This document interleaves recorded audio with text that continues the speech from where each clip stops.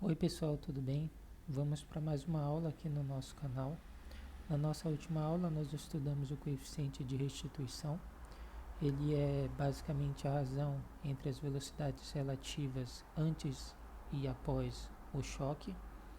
Na aula de hoje nós vamos estudar colisões totalmente elásticas, que é um dos tipos de colisões que podem acontecer.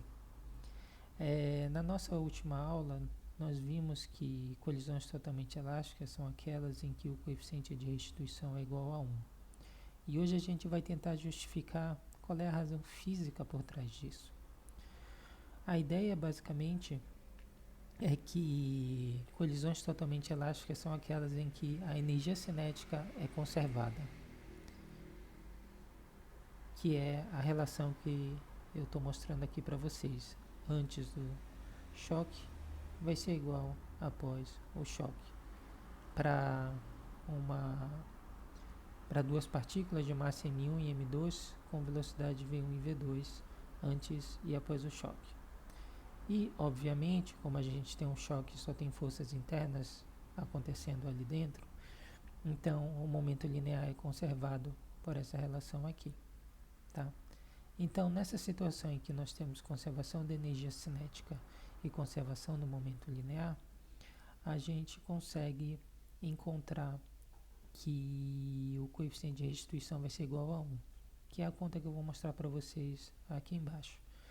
Então, reescrevendo essas expressões de conservação de energia e momento linear com esse número gama, que é a razão entre M2 por M1, nós vamos ter essas equações 1 e 2, conforme estão descritas aqui.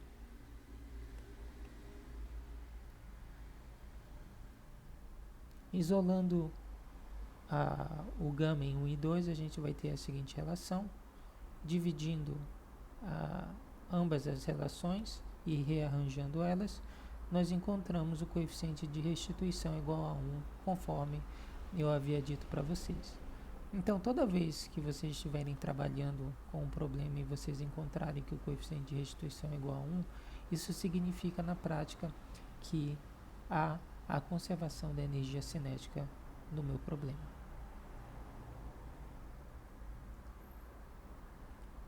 Então, basicamente, tudo o coeficiente de restituição está baseado nessa ideia de conservação da energia cinética. Ou ela aumenta, ou ela diminui, ou ela permanece a mesma coisa. E observa aqui que o problema que a gente está tratando não tem nenhum tipo de força extra no problema. É simplesmente uma força que somente vai aparecer no momento do choque das partículas. Não tem nenhum potencial externo atuando nesse problema. Daí, portanto, que nós temos a conservação da energia cinética nesse caso e não a adição de uma energia potencial devido a alguma outra força.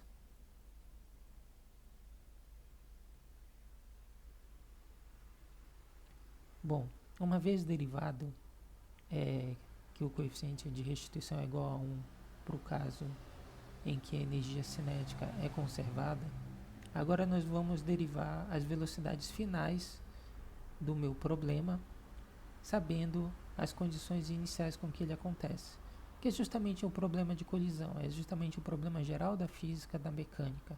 É dado condições iniciais, nós prevemos o que vai acontecer no futuro. E esse é o problema que eu vou tentar resolver aqui. Então, dadas aquelas relações lá de cima, do gama e do coeficiente de restituição, a gente consegue montar o sistema linear, a gente inverte ele, tá?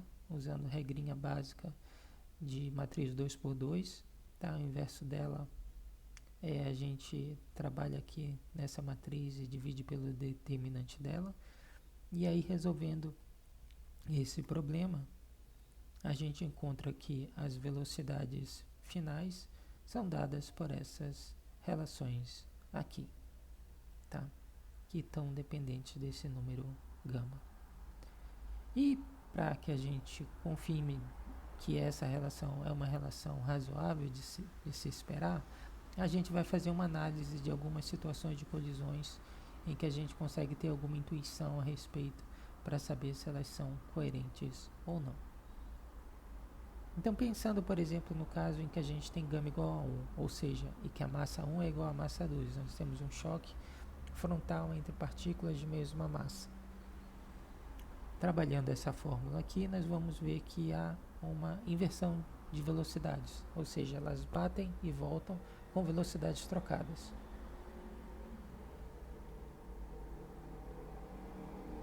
O que é algo razoável de se esperar. Se a gente esperasse que elas viessem com velocidades iguais, elas deveriam voltar com a mesma velocidade contrária. E no caso aqui, se elas vêm com velocidade diferente, há simplesmente uma troca de velocidades entre elas. Então é razoável se esperar um resultado desse. Agora, numa outra situação em que a gente tem um alvo, uma partícula parada, com uma massa muito pequena, que vem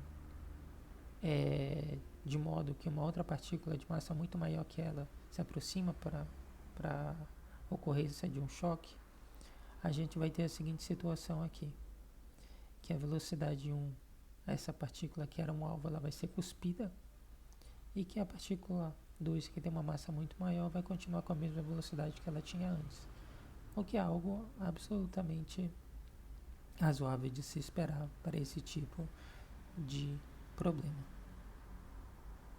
E por fim, uma partícula alvo com uma massa muito maior do que a outra que vai chocar contra ela, o que vai acontecer é que essa partícula de massa muito maior, ela vai ter uma velocidade que vai ser zero, ela não vai se mover, e a outra vai ser simplesmente refletida nela com uma velocidade contrária à inicial com a qual ela colidiu na partícula muito massiva, tá bom?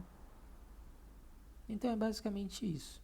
Então a gente estudou o coeficiente de restituição do ponto de vista da conservação da energia cinética, fizemos previsões da velocidade final a partir das velocidades iniciais e analisamos algumas situações para conferir se os resultados obtidos são coerentes com a nossa intuição física.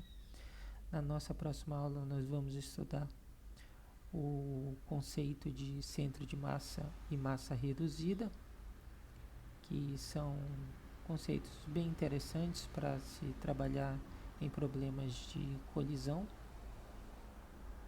E é basicamente isso. Então, se vocês gostaram do vídeo, deem um like, comentem, compartilhem, se inscrevam no canal se ainda não estiverem inscritos.